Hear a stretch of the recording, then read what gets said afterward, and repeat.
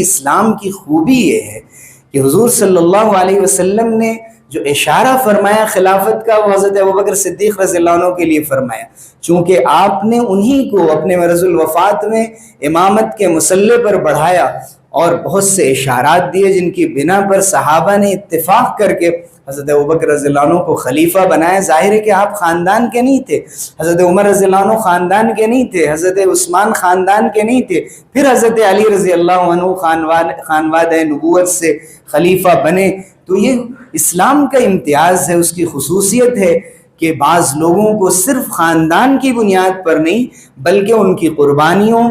دین کے معاملے میں ان کی سمجھ اور ان کے ایمان کے سلسلے میں جو جذبات تھے اور حضور کے ساتھ جو ان کی قربانیاں تھیں ان کی قدر کرتے ہوئے اور یہ دیکھتے ہوئے کہ کتنی خصوصیات اور کیسی کوالٹیز ہیں ان کے اندر، ان کو خلیفہ بنایا گیا۔ اور یہ اسلام میں